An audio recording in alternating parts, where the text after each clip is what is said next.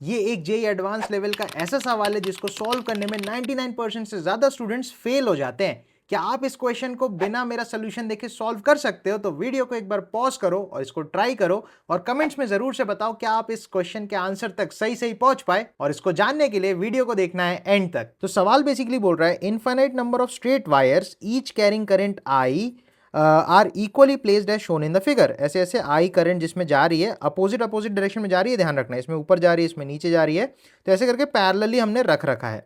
फिर इसने बोला करंट अपोजिट डायरेक्शन में जा रही है। The net magnetic field at point P, तो अपन को यहाँ पे पॉइंट पी पे नेट मैग्नेटिक फील्ड इन इनफाइनाइट वायर्स की वजह से निकालना है।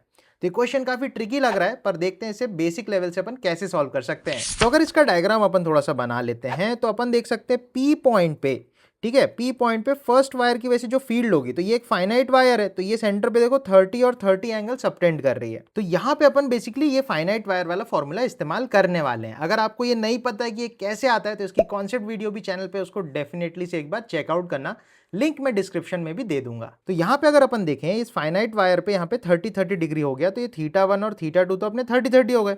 अब यहाँ पे ये जो आर है, आर क्या होती है? आर होती है इस वायर से परपेंडिकुलर दूरी। तो इस वायर से परपेंडिकुलर दूरी लेने के लिए देखो ये ए है, तो ये 30 डिग्री है, जिसके साथ एंगल उसके साथ कॉस होता है, तो ये वाली दूरी जो है आर, इसकी वैल्यू हो जाएगी ए कॉस 30।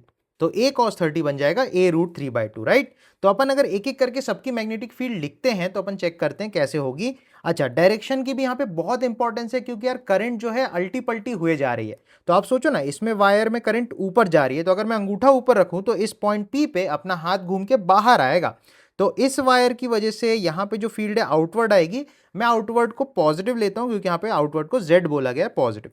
लेकिन सेकेंड वाली वायर में करंट नीचे जा रही है, तो करंट अगर नीचे जाएगी तो हाथ घूम के अंदर आएगा, तो दैट मीन सेकेंड वायर की वजह से फील्ड इनवर्ड होगी। तो फर्स्ट वायर की पॉजिटिव फील्ड, सेकेंड की नेगेटिव, थर्ड की पॉजिटिव, एंड इस तरीके से चलता जाएगा। तो अगर अपन मैग्नेटिक फील्ड लिखते हैं तो फर्स्ट वायर की अपन लिखेंगे mu naught I by 4 pi a root 3/2 sine 30 into sine 30। Sine 30 होता है हाफ, हाफ इंटू डबल मतलब 1 बन जाएगा।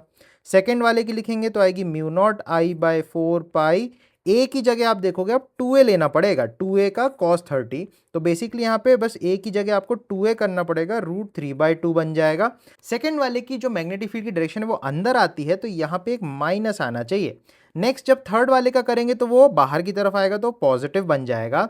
तो उसके लिए अगर अपन फील्ड लिखें तो आएगी म्यू नॉट आई बाय 4 पाई, बस a की जगह अब क्या होगा, a की जगह आप देखोगे कि अब की बार 3a हो जाएगा, तो 3a रूट 3/2, फिर एक माइनस आएगा और ऐसे ही चलते जाएगा। तो यहाँ पे एक पैटर्न अपन को पकड़ में आ रहा है। पैटर्न ये है कि यहाँ पे एक बार 3 आ रहा है, एक बार 2 आ रहा है और एक बार यहाँ पे 1 आ रहा है। तो ऐसे ही अगला स्टेप में ये 4 आएगा, फिर नीचे 5 आएगा, ऐसे चलते जाएगा, बस ऑल्टरनेट प्लस और माइनसेस के साथ ये आएगा।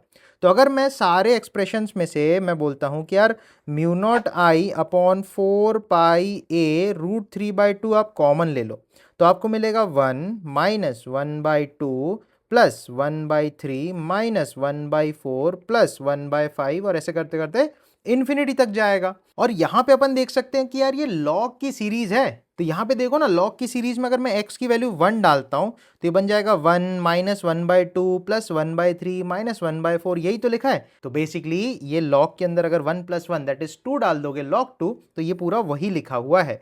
तो इस हिसाब से इस क्वेश्चन का अपन आंसर बहुत ईजिली अब निकाल पाएंगे। मैग्नेटिक फील्ड हो जाएगी, तो ऐसा अपन लिख सकते हैं, 2 से इसके 2 को उड़ा देंगे तो यहाँ पे 2 बच जाएगा, तो अपन बोल सकते हैं 2 रूट 3 आ जाएगा और बाकी यही आएगा। तो इसको अच्छे से मैं लिख लेता हूँ एक बार, तो ऐसे करके आ जाएगा। अब अपन चेकआउट करते हैं कि करेक्ट आंसर क्या होना चाहिए। तो यहाँ पे अपन ने सब करा, उसके बाद अपन को दिख रहा है कि थोड़ा अटरम शटरम आंसर है। तो देखो सबके नीचे देखो 4 पाई आ रहा है, तो अपन को यहाँ पे बेसिकली 4 पाई बनाना है अपने आंसर में।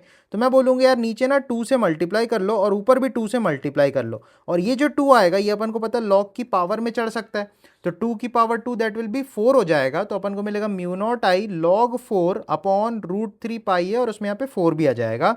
तो लॉग में बेसिकली बस 4 हो जाएगा और बाहर की तरफ अपना आंसर आएगा, बिकॉज फर्स्ट टर्म सबसे बड़ी है। तो उस हिसाब से इस क्वेश्चन का करेक्ट आंसर बॉम्बे हो जाता है।